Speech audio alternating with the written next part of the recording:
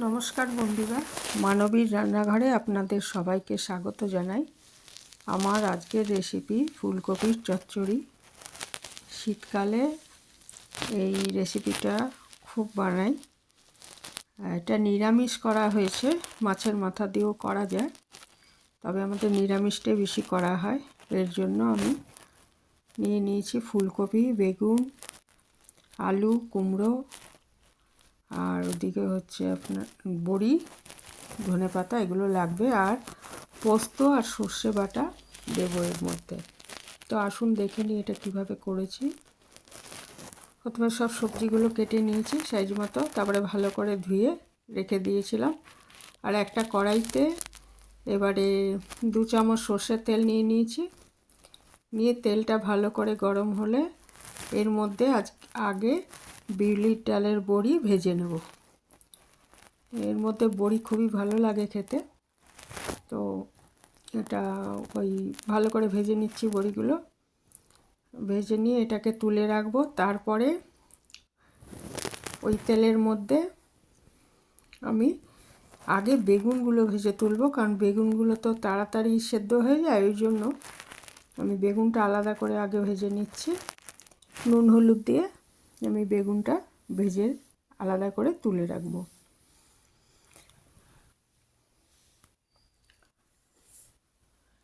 আর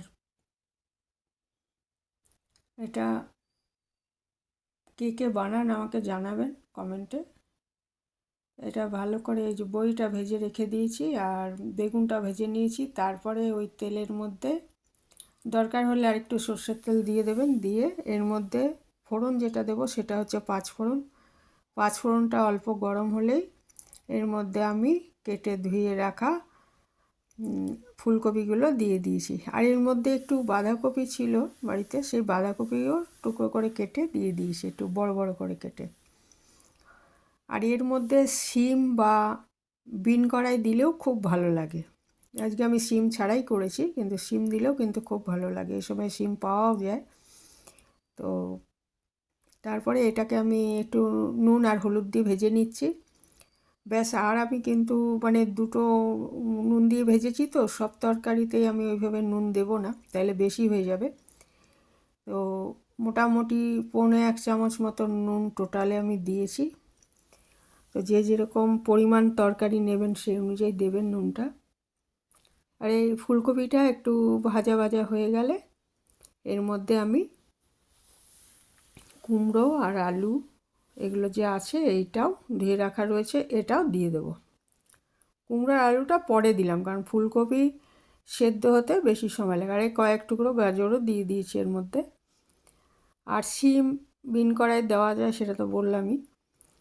তারপরে এটা ভালো মতো সাতলানো হয়ে গেলে আমি এটা একটু ঢাকা দিয়ে রান্না করতে হবে।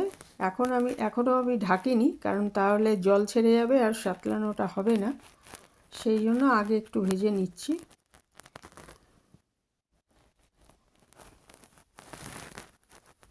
এই যে একটু বাঁধাকপির টুকরো দিয়ে দিলাম। বাঁধাকপিটা পরে দিলাম, যেহেতু এটা সেদ্ধ হতে আরও কম সময় লাগবে, সেই জন্য এটা পরে দিয়েছি। আর সর্ষে আর পোস্ত আমি আলাদা বেটে রেখেছি। আপনারা ইচ্ছে করলে গুঁড়ো সর্ষে আর পোস্তটা একটু বেটেও ব্যবহার করতে পারেন। এরপরে আমি এটাকে ঢেকে দিচ্ছি। ঢেকে দিলেই হবে কি, আমার সাতলানো হয়ে গেছে, ঢেকে দিলে হবে কি এর থেকে জল বেরিয়ে যাবে এবং তাতেই তরকারিগুলো সেদ্ধ হয়ে যাবে। আমি ওই মিনিট 5 পরে আবার এটা খুলে দেখে নিলাম। দেখলাম যে মোটামুটি সেদ্ধ হয়ে এসছে। সেই সময় আমি ভাজা বেগুনগুলো দিয়ে দিলাম। ভাজা বেগুন যদি আমি আগে দিয়ে দিতাম একদম আর খুঁজে পাওয়া যাবে না, একদম পুরো পেস্ট হয়ে যাবে, ওই জন্য বেগুনটা পরে দিলাম। 5 মিনিট ঢাকা দিয়ে রান্না করার পর আমি বেগুনটা দিয়েছি। দিয়ে ভালো করে মিশিয়ে এটা আবার আমি বড়ি ভাজাটাও দিয়ে দেবো, কারণ ওটাও সেদ্ধ হতে হবে। এটা ঘরে একজন বানিয়েছে, তার থেকে নেওয়া বড়ি, বড়িগুলো একটু শক্ত বেশি, তো সেইটাকে আমি দিয়ে দিলাম। দিয়ে আর পোস্ত আর ওই সর্ষের যে পেস্টটা আমি করে রেখেছি সেটা আমি এর মধ্যে দিয়ে দিলাম। আর ওটা ওই পোস্ত ধোয়া জলটাও একটু দিয়ে দিলাম। এই যা জল পড়লো, আর কিন্তু আমি জল দিইনি। ওই ধোয়া জলটা একটু, পোস্ত সর্ষে বাটা ধোয়া জলটা একটুখানি দিয়েছি। দিয়ে আর এখানে কিন্তু আমি কাঁচা লঙ্কা ব্যবহার করেছি, কোনো রকম শুকনো লঙ্কা ব্যবহার করিনি, কাঁচা লঙ্কা চিড়ে দিয়ে দিয়েছি।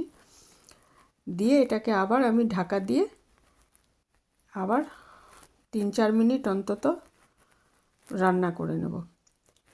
নিয়ে আমি যখনই দেখবো এগুলো সেদ্ধ হয়ে গেল, ঢেকে খুলে দেখব। যদি সেদ্ধ না হয় তাহলে ওরা 1-2 মিনিট রান্না করতে হবে ঢাকা দিয়ে, আর না হলে সেদ্ধ হয়ে গেলে এটাকে আমি আঁচটা বন্ধ করে দিয়ে, ধনেপাতাটা আঁচটা বন্ধ করে দেওয়ার পরও দেওয়া যাবে, কারণ না হলে ধনেপাতার গন্ধটা ভালো মতো থাকে না।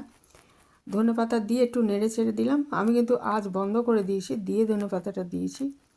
তাহলেই আমার এটা রেডি হয়ে গেল। আর যদি দেখা যায় যে জলো ভাবটা বেশি রয়ে গেছে, তাহলে 1 চামচ ময়দা বা আদা দিয়ে এটা নেড়ে চেড়ে দিলে, আমি দেখলাম যে জল একদম শুকিয়ে গেছিলো, তরকারি সেদ্ধ হয়ে গেছিলো, ওই জন্য আর আটা বা ময়দা দিইনি। তো এই ছিল আমার আজকের রেসিপি, খুব সহজ এবং সুস্বাদু আর স্বাস্থ্যকর। এখানেই শেষ করলাম। ভালো থাকবেন সবাই।